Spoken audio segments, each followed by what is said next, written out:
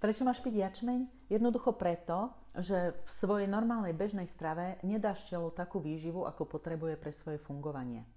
Tráva ako taká je základom potravinového reťazca na Zemi. Aby mohla plniť túto funkciu, tak musí obsahovať kompletne všetky živiny, ktoré tie zvieratá, ktoré sú na nej závislé, potrebujú pre prežitie.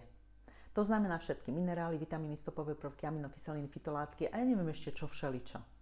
Druhá vec, tých živín tam musí byť veľa. Keď si predstavíš slona, keď si predstavíš koňa, to sú nádherné, veľké, silné zvieratá, ktoré dýchajú vzduch, pijú vodu a žerú trávu. No z čoho majú tú výživu? Z čoho naberú tie svaly? Z čoho majú tú výdrž, tú silu, tú vytrvalosť? Čiže tých živín tam bude veľa. A tretia vec, všetky živiny sú tam v optimálnom pomere. Netvoril to človek, toto tvorila nejaká iná inteligencia. My ešte nevieme rozobrať napríklad jablčko na súčiastky a z tých súčiastok potom nazad poskladať jablčko. Takže toto bola úplne iná tvorba, ale tvoril to ten istý alebo to isté, čo tvorilo mňa. Takže všetky živiny, veľa a v optimálnom pomere.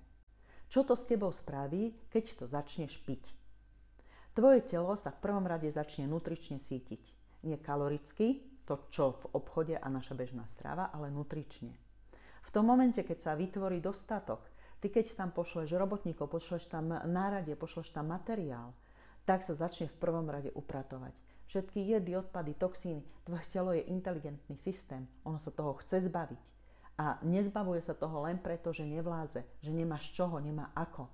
A zrazu ty si tam poslal niečo, s čím sa dá, takže sa začne upratovať.